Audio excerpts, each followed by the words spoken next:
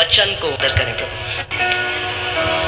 प्रभु जो तेरे लिए बड़ी वो कारण है कि कितने सारे ऐसे मसीह हैं फास्टिंग प्रेयर में भी आ रहे हैं और रविवार को भी आते हैं और सारी सभाओं में आते हैं, मगर वो बढ़ोतरी जो परमेश्वर चाहता है उनके जीवन में वो नहीं देखते। और उसका कारण ये है कि हर एक चीज के लिए परमेश्वर ने सिद्धांतों को रखा है। बोलिए सिद्धांत, सिद्धांत। आमीन। ऐसा नहीं है कि परमेश्वर कुछ लोगों के जीवन में करता है और कुछ का उसका मन नहीं करता, वो कहता नहीं नहीं ये इनके नहीं करूंगा, मैं इसके करूंगा। वो ईना मीना मोही मोड़ नहीं कर रहा है, समझ रहे हैं? परमेश्वर ने जो सिद्धांत रखे हैं वो हर किसी के लिए है। उसका वचन कहता है होशाया 4:6 में कि मेरी प्रजा मेरे ज्ञान न होने के कारण नाश हो गई है। अगर हमें परमेश्वर के वचन का ज्ञान नहीं है तो क्या होगा?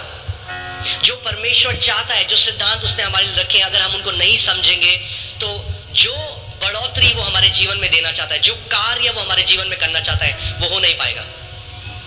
इसीलिए परमेश्वर चाहता है कि हम उसके वचन में बढ़ते रहें। आप देखेंगे क्या लिखा है, मेरे ज्ञान न होने से मेरी प्रजा नाश हो गई है। तूने मेरे ज्ञान को क्या ठहराया है? तुच्छ माना। वो लोग, वो मसीह लोग आज जो नाश हो रहे हैं, उनके पीछे ये कारण नहीं है कि शैतान बहुत बड़ा है। शैतान बड़ा नहीं है, वो इसीलिए क्योंकि उन मसीहों ने परमेश्वर के ज्ञान को तुच्छ जाना।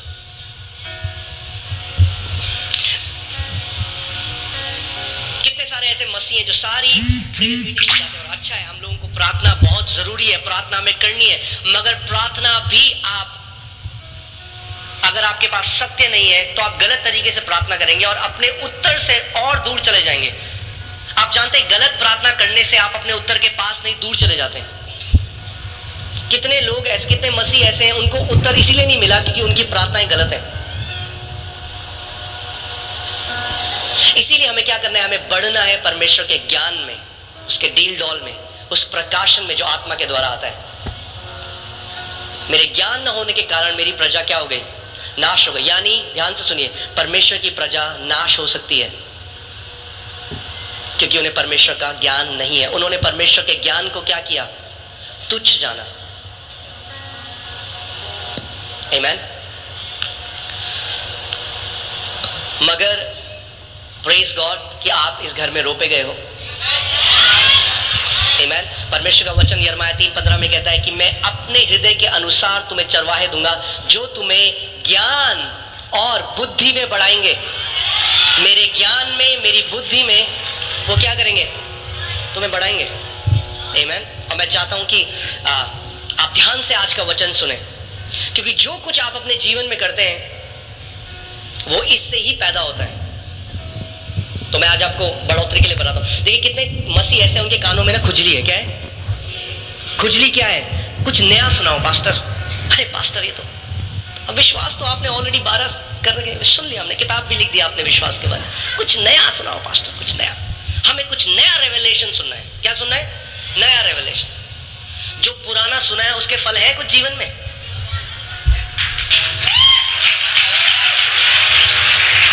क्या करोगे नया सुन के अगर पुराने के फल ही नहीं आए तो? बात नया प्रकाशन सुनने की नहीं है, बात यह है जो आपने सुना उन फलों को फलाने की है। आमीन। और इसीलिए मैं आपको बता रहा हूं, मैं आज आपको एक सीक्रेट, एक कुंजी दे रहा हूं बढ़ोतरी की। इतना आसान है बढ़ना कि आपको लगेगा अरे कैसे मैंने मिस कर दिया। बहुत ही आसान है। आप जानते हैं क्या है? वचन में चलते हैं। 1 कुरिन्थियों 3 उसकी 6वीं आयत देखिए। यहाँ पे पौलुस प्रेरित क्या कहते हैं? मैंने पौधा रोपा, अपोलोस ने उसे सींचा, पर किंतु परमेश्वर ने उसको बड़ा किया। इंग्लिश बाइबल से गॉड ब्रॉट इंक्रीज, यानी परमेश्वर बढ़ोतरी लेकर आया। परमेश्वर सीधे बढ़ोतरी नहीं ला सकता आपके जीवन में। ध्यान से सुनिए मेरी बात को। कई लोग कहते हैं प्रभु बढ़ोतरी दे, प्रभु बढ़ोतरी दे। नहीं ला सकता बढ़ोतरी। अगर प्रभु को बढ़ोतरी लानी है तो किसी को पहले बोना पड़ेगा वचन, फिर किसी को उसको सींचना पड़ेगा, फिर बढ़ोतरी आएगी। बढ़ोतरी तीसरा स्तर है। पहला स्तर है बीज को बोना। क्या है पहला स्तर? बीज को बोना।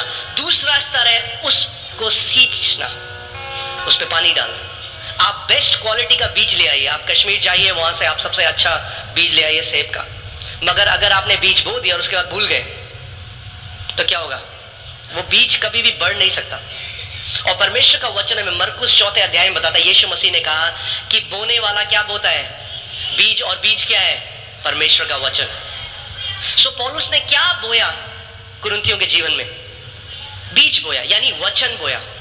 यानी ध्यान से सुनिए, जब आप पहली बार किसी वचन को सुनते हैं तो वो वचन बोया जाता है, यानी प्लांट किया जाता है इंग्लिश बाइबल में, ठीक है।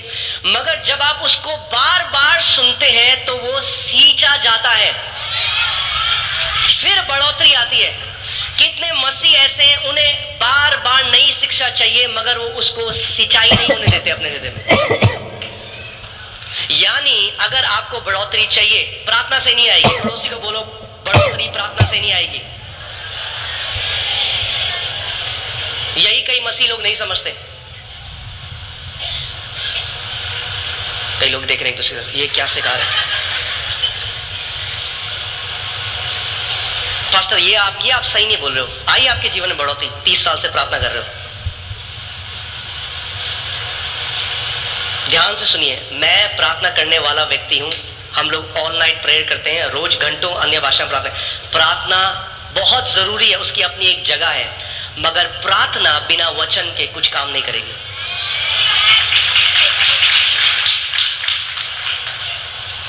बोने वाला प्रार्थना बोने नहीं गया, बोने वाला क्या बोने गया?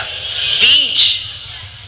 आप प्रार्थना के द्वारा आपने नया जन्म नहीं पाया। परमेश्वर का वचन कहता है, पहला पत्रस 1:23, तुमने परमेश्वर के अविनाशी वचन के बीज के द्वारा नया जन्म पाया है। आदि में क्या था? वचन था। प्रार्थना बाद में आई, पहले वचन था। पहले वचन आता है, फिर उस वचन के अनुसार आप प्रार्थना करते हैं। कितने लोगों को समझ में आ रही है मेरी बात? पहले प्रकाशन आता है, फिर प्रार्थना आती है। प्रार्थना बहुत जरूरी है। ध्यान, वो मत सुनना जो मैं नहीं कह रहा हूं, वो सुनना जो मैं कह रहा हूं। मैं नहीं कह रहा हूं प्रार्थना की जरूरत नहीं है, मैं कह रहा हूं प्रार्थना बहुत जरूरी है, मगर पहले हमें वचन का प्रकाशन चाहिए। कई लोग प्रार्थना को कैसे सोचते हैं, वो सोचते हैं कि वो अलादीन के चिराग की तरह है। हम बोलेंगे हालेलुया हालेलुया हालेलुया, प्रभु दे दे दे दे दे, प्रभु दे दे दे दे दे दे दे दे दे दे। नहीं, हमें वचन का प्रकाशन चाहिए, ठीक है। सो वापस उस वचन में आते हैं। पौलुस कह रहा है, मैंने बोया, अब पौलुस ने उसको सींचा और परमेश्वर ने क्या करी? बढ़ोतरी दी। बहुत आसान है। यानी एक बार किसी भी वचन को सुनना काफी नहीं है। अगर आप बढ़ोतरी चाहते हैं तो उस वचन को तब तक सुनते रहे, सुबह शाम दोपहर रात सुने, फिर सुने, जब तक बढ़ोतरी को ना देखने लग जाए, जब तक वो फल आपके जीवन में ना आने लग जाए, जब तक दूसरे लोग ना बोलने लग जाए। अगर आप बोल रहे हो कि मैंने जी फेथ सीरीज सुन ली, फिर आपके जीवन में उस विश्वास की सीरीज के फल होने चाहिए। आमेन। सो जिस एरिया में आप वचन को लगातार सुनते रहेंगे, उस एरिया में आप बढ़ोतरी को देखने लग जाएंगे। मैं हमेशा इस बात को सिखाता हूं, केवल क्योंकि बाइबल में लिखा है इसका मतलब ये नहीं कि वो आपके साथ ऑटोमेटिकली हो जाएगा। वो लिखा है, वो बीज है। ये आप, मैं चाहता हूं आप इसको देखो कि जैसे ये बीज का डब्बा है, इसके अंदर बीज है। चंगाई के बीज भी हैं, समृद्धि के बीज हैं, शांति के बीज हैं, जय के बीज हैं, आनंद के बीज हैं। हर एक बीज जो आपको चाहिए वो इसके अंदर है। मगर अगर आप बीज पकड़ो, क्या आप उसका फल खा सकते हो? नहीं। बीज फल का है, बीज के अंदर है। मगर आपको बीज को पहले बोना पड़ेगा। और खेत क्या है? प्रभु का वचन बताता है मरकुस 4 में, खेत हमारा हृदय है। खेत आपका हृदय है। आमीन। सो आज जो हम बात करना चाह रहे हैं विश्वास के बारे में, रोमियो 1:17 में लिखा है कि सुसमाचार जो हमें दिया गया, सुसमाचार, क्योंकि उसमें यानी सुसमाचार में परमेश्वर की धार्मिकता विश्वास से और विश्वास के लिए प्रकट होती है। जैसे लिखा है, विश्वास से धर्मी जन जीवित रहेगा। सो जैसे आप ऑक्सीजन से और पानी से जीवित रहते हैं, जितना जरूरी आपके लिए ऑक्सीजन और पानी है, उतना ही जरूरी धर्मी जन के लिए विश्वास है। अगर आप विश्वास को नहीं जानते, उस शिक्षा में नहीं बढ़े, तो आपके लिए बहुत मुश्किल होगा एक थ्राइविंग जीवन जीना, एक बढ़ोतरी का जीवन जीना, एक जय का जीवन जीना। विश्वास एक शिक्षा नहीं है, विश्वास हमारे जीने का स्रोत है। क्योंकि धर्मी जन विश्वास के द्वारा जीवित, लोग बोलते हैं अच्छा आप विश्वास की शिक्षा देते हैं, अच्छा हम तो जी ये वाली शिक्षा मानते हैं। नहीं, अगर आप धर्मी जन हैं तो परमेश्वर कह रहा है कि विश्वास की शिक्षा के द्वारा आप जीवित रहेंगे। इसका मतलब विश्वास में चलना और विश्वास में दृढ़ हो जाना एक ऑप्शन नहीं है। क्या बोलेंगे उसको, एक क्या है पास्टर साहब,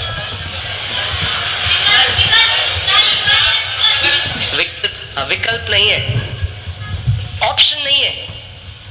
विश्वास में बढ़ना ही पड़ेगा अगर जय में जीना है तो। आमीन। सो इससे पहले हम इस सीरीज में जाए, मैं चाहता हूं आप ये निर्णय अपने दिल में बना लें। आज आप ये डिसाइड करें, कुछ भी हो जाए मैं विश्वास में बढ़ूंगा, मैं विश्वास में बढ़ूंगी, कोई भी मुझे विश्वास में बढ़ने से अब रोक नहीं सकता। आपको ये निर्णय, ये डिसीजन आपको लेना पड़ेगा। आपकी मम्मी नहीं ले सकती, आपके पापा नहीं ले सकते, आपका हस्बैंड नहीं ले सकता, आपकी वाइफ नहीं ले सकती। आपको स्वयं ये निर्णय लेना है, मैं विश्वास में बढ़ूंगा और एक योद्धा बन जाऊंगा। आमीन। बहुत आसान है, मुश्किल नहीं है, मैं आपको बता रहा हूं। परमेश्वर नहीं कहता आपको विश्वास कमाने की जरूरत है, आपको कमाना नहीं है, अपने आप ऑटोमेटिकली आता है। आता है, बोलिए आता है। कैसे आता है? कैसे आता है? सुनने से। और वही मसीह लोग नहीं करते। सबसे मुश्किल है लोगों के लिए सुनना। इसीलिए शैतान डिस्ट्रैक्ट करता है। जब आप देखिए, इस कलीसिया को का अगुवा होने के नाते और इतने साल से, और जब हम लोग बाहर भी जाते हैं, बहुत आसान है देखना कौन से ऐसे मसीह हैं जिनके जीवन में फल होंगे और नहीं होंगे। मैं यहां से देख सकता हूं आपका एटीट्यूड, और बता सकता हूं आपका जीवन कैसा होगा मसीह में। जब वचन का प्रचार होता है तो मैं आपको बता सकता हूं, कुछ लोग हैं वो अपने फोन में डिस्ट्रैक्ट होंगे, कुछ लोग हैं बात कर रहे होंगे, मजाक कर रहे होंगे, और फिर बाद में पास्टर मुझे डिप्रेशन है। क्या बोलो आप उन लोगों को? क्योंकि जब वचन भेजा जा रहा था तो उन्होंने उस वचन को ग्रहण नहीं करा। उसका वचन कहता है, मैंने अपने वचन को भेजा और तुझे तेरी बीमारियों से चंगा किया है। मैंने अपने वचन को भेजा और तुझे नाश होने से बचाया है। मगर जब वचन भेजा जाता है तो कम मसीह है जो उस पर ध्यान धरकर उसे ग्रहण करते हैं। वचन किसके लिए भेजा जाता है? चेयर टेबल के लिए थोड़ा, आपके लिए भेजा जाता है। मगर जबरदस्ती नहीं करेगा परमेश्वर। अगर आप उसको ग्रहण नहीं करेंगे, वो टकराएगा और वापस आ जाएगा। याद है प्रभु यीशु मसीह ने अपने चेलों से कहा, जिस घर में तुम जाओ उस घर का कल्याण बोलना, अगर वो नहीं चाहते तो वापस तेरे पास आ जाएगा। सो विश्वास कैसे आता है? सुनने से आता है। और सुनना कैसे होता है? आप लगाइए रोमियो 10:17। अतः विश्वास सुनने से, और सुनना मसीह के वचन से होता है। और इंग्लिश बाइबल में जो रूट वर्ड है, जो असली में, जो यूनानी भाषा में जब बाइबल लिखी गई, उसमें लिखा है विश्वास सुनते रहने से आता है, एक बार सुनने से नहीं आता। अगर आप विश्वास में चलना चाहते हैं, आपको लगातार मसीह का वचन सुनना पड़ेगा। लगातार। Faith comes by hearing, ING, वो एक लगातार चलने वाली प्रक्रिया है। यानी अगर आप सुनते रहेंगे तो आप विश्वास में चलते रहेंगे। ये ऐसा है, आपने देखा है जब जो एरोप्लेन है वो ऊपर जाता है, और जब तक उसका इंजन ऑन है वो चलता रहेगा। जहां इंजन ऑफ किया पायलट ने, वो नीचे आने लग जाएगा। अगर आप चाहते हैं जिंदगी भर आप एक जयवंत जीवन जिए, जिंदगी भर आप एक विक्टोरियस, एक योद्धा की तरह जीवन जिए, तो आप ये नहीं कर सकते कि मैं केवल संडे को वचन सुनूंगा। आपको वचन को सुनते रहना होगा। फिर से Faith comes by hearing and hearing by the word of God. Faith doesn't come by having heard. हाँ जी, सन 57 में सुना था जी हमने ये वचन, नहीं। Amen? So विश्वास क्या होता है? बोलिए, विश्वास आता है, आता है तो आने दो उसे, रोक क्यों रहे हो? कैसे आता है? सुनने से आता है। सो मैं आपको बताना चाह रहा हूं, जो लोग विश्वास नहीं है जिनके अंदर, वो पता है कौन है? जिनके सुनने के कान नहीं है। सबसे बड़ी प्रॉब्लम, सबसे बड़ी दिक्कत परमेश्वर को जो है वो उन लोगों से है जिनके सुनने के कान नहीं है। बार बार प्रभु यीशु मसीह, आप जब पढ़ेंगे सुसमाचार में, कहता था अगर तुम्हारे सुनने के कान हैं तो सुन लो मैं तुमसे क्या कहता हूं। वही चीज अगर आप प्रकाशित वाक्य में पढ़ेंगे, उसमें लिखा है अगर तुम्हारे सुनने के कान हैं तो सुन लो कि परमेश्वर की आत्मा कलीसिया से क्या कहता है।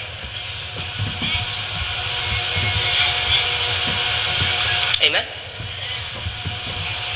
सो हमें ध्यान धरकर क्या करना है? सुनना है। परमेश्वर का वचन इन कानों की बात नहीं कर रहा। अगर किसी के सुनने के कान है, सबके ये वाले कान है, मगर वो आपके हृदय के कान, वो आपके एक एटीट्यूड की बात कर रहा है, आपके एक स्वभाव की बात कर रहा है कि जब वचन का प्रचार होता है तो आपके अंदर हृदय का स्वभाव कैसा है उस प्रचार को लेकर। आमीन। मैं आपको एक वचन में ले चलता हूं। हालेलुया। मरकुस जब हम देखते हैं 4 उसकी 13वीं आयत, इसमें लिखा है फिर उसने, यानी प्रभु यीशु मसीह ने अपने चेलों से कहा क्या तुम ये दृष्टांत नहीं समझते? सो हम देखते हैं कि प्रभु यीशु मसीह ने एक दृष्टांत को बताया, बीज बोने के दृष्टांत को, और उसने अपने चेलों को बोला कि एक बीज बोने वाला बीज बोने के लिए गया। और आप जानते हैं जब मैं बॉर्न अगेन हुआ, जब मेरा नया जन्म हुआ, मैं चर्च में आने लगा, तो मैंने देखा कि ज्यादातर जो लोग हैं ना वो वैसा ही जी रहे हैं जैसे पहले जी रहे थे। उनके जीवन में कोई बदलाव नहीं है। उनकी भाषा बदल गई, वो जय मसीह की बोलते हैं, वो हालेलुया बोलने लग गए, मगर जीवन में कोई जय नहीं है, कोई विक्ट्री नहीं है। आज भी डिप्रेशन में, आज भी कई तो आज भी गालियां देते हैं, आज भी जीवन बिल्कुल वैसे ही है जैसे पहले था, कोई ट्रांसफॉर्मेशन नहीं है। चर्च आते हैं, गाने सीख गए, मसीह गाने गा सकते हैं, मगर जीवन में कोई ट्रांसफॉर्मेशन नहीं है। प्रभु आपके जीवन में ट्रांसफॉर्मेशन चाहता है, एक बदलाव चाहता है। आमीन। और मैंने प्रभु से पूछा, मैंने कहा प्रभु ये ऐसा क्यों है, क्यों इतने सारे मसीह लोग हैं, क्यों उनके जीवन में कोई बदलाव नहीं है? तो परमेश्वर मुझे इस दृष्टांत में ले गया और उसने कहा ये कारण है जो आज भी मेरी कलीसिया में इतने लोग जो हैं उनके जीवन में बदलाव नहीं है। और उसने एक दृष्टांत बताया, और दृष्टांत था, उसने कहा एक बीज बोने वाला बीज बोने के लिए गया।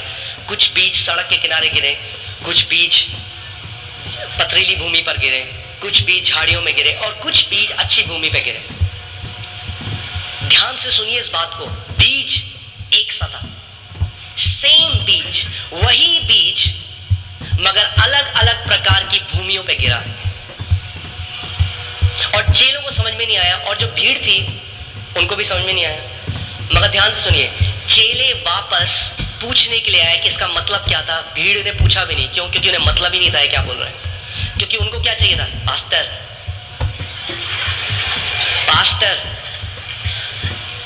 आज मसीहों की हालत इसलिए है क्योंकि वो ले हैंड को ज्यादा ऑनर करते हैं, मगर परमेश्वर के वचन का ऑनर नहीं करते।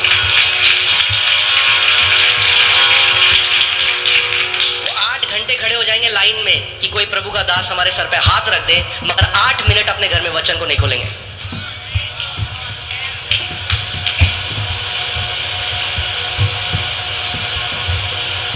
गलत तो नहीं कह रहा? सो प्रभु यीशु मसीह ने कहा कि क्या तुमको ये समझ में नहीं आया दृष्टांत? अब देखिए, फिर उसने उनसे कहा क्या तुम ये दृष्टांत नहीं समझते? तो फिर और सब दृष्टांतों को क्यों कर समझोगे? इंग्लिश बाइबल में लिखा है, वो कह रहा है कि अगर तुम इसको नहीं समझते तो तुम कुछ भी नहीं समझोगे परमेश्वर के राज्य में। यानी ये जो दृष्टांत है ये सारे और दृष्टांतों की नींव है। वो कह रहा है क्या तुम इसको नहीं समझते? क्योंकि अगर इसको नहीं समझते तो बाकी कुछ नहीं समझ सकते, क्योंकि मैं जो आगे तुम्हें बताने वाला हूं, जो चीजें बताने वाला हूं, तुम वो भी नहीं समझोगे अगर तुम इसको नहीं समझते।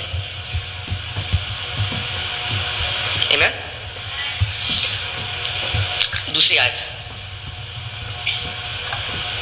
बोने वाला क्या बोता है? बोने वाला क्या बोता है? वचन बोता है।